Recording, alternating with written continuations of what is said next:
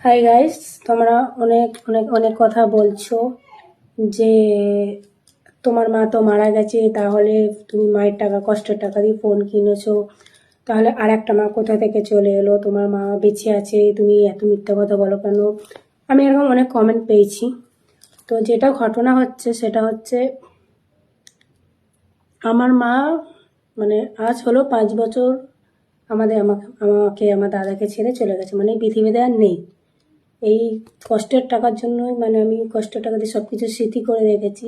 এই টাকার জন্যই আমার মা একসময় ডাক্তার দেখাতে পারেনি, মানে অনেক কষ্ট হয়ে মারা গেছে। সেটা আমি আর শেয়ার করছি না তোমাদের সাথে।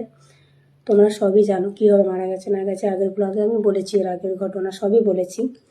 তো এইটা হচ্ছে আমার জন্মদাতা মা, ভালো করে দেখো, মানে ইনি আমার জন্মদাতা মা। এই মানুষটাই আমাকে ছেড়ে 5 বছর হয়েছে চলে গেছে। আর এই মানুষ, এটাই আমার জন্মদাত্রী মা। আর তোমরা যেটার কথা বলছো, এই মাটার কথা,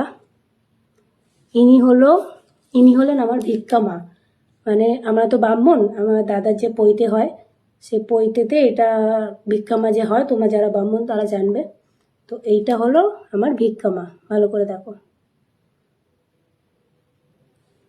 এইটা হলো আমার ভিক্ষা মা। আর ভিক্ষা মাই মানে কিন্তু নিজের মায়ের মতনই মা। তারপর থেকে আমার মা মারা যাওয়ার পর থেকে আমি যাওয়া আসা করি, দেখাশোনা হয়, ফোন করা হয়, কেমন আছিস না আছিস সব কিছু জানা হয়।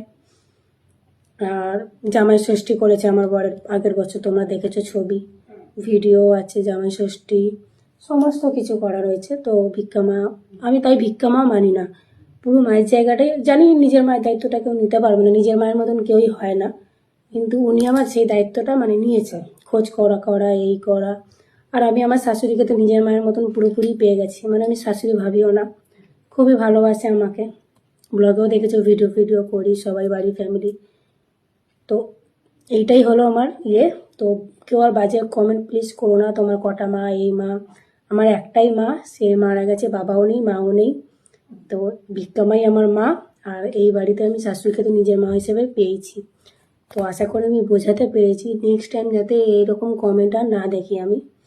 তো ওই জন্য আমি পুরোপুরি খুলে বললাম, আমার নিজের মা 5 বছর আগে মারা গেছে, আমি এই ভিক্ষা মাকেই আমার নিজের মা হিসেবে মানি। ঠিক আছে? তো আর বাজে কমেন্ট করো না, মানে আমার খুব কষ্ট হয়, মানে এখনও আমি আমার মায়ের কথা ভাবলে আমার চোখে জল আসে, মানে কষ্ট হয়। নিজের মা যাদের নেই তারাই বুঝবে ঘটনাটা। তো আর প্লিজ কোনো বাজে কথা বলো না যে তোমার কটা মা, তোমার মা মারা গেছে সেই এরকম আর বলো না। একসময় আমার মা প্রচুর এই টাকার জন্য অনেক কষ্ট করেছে, তাই আমি ফোন কিনেছি, আমার বরকে ফোন দিয়েছি। এই নাকের গলার চেন, পায়ের আংটি সব কিছু মানে স্মৃতি হয়ে থেকে যাবে এইগুলো। হ্যাঁ, হয়তো তোমরা এখন বলবে হ্যাঁ ফোনটা কিসের স্মৃতি, ফোনটা আমার শখ, তাই আমার বরকেও দিয়েছি, আমিও নিয়েছি। আমার মায়ের টাকা দিয়ে আমার সব কিছু স্বপ্ন পূরণ করেছি, নাকের পায়ে আংটি, গলার চেন, এগুলো তো থেকেই যাবে, তাই না? তো স্মৃতি হিসেবে থেকেই যাবে। তো তোমরা আশা করি সমস্ত ব্যাপারটা ক্লিয়ার করে দিয়েছি, নেক্সট টাইম আর কিছু বলো না। তো চলো টাটা। আর আমাদের ভিডিও কেমন লাগে অবশ্যই বলো। টাটা।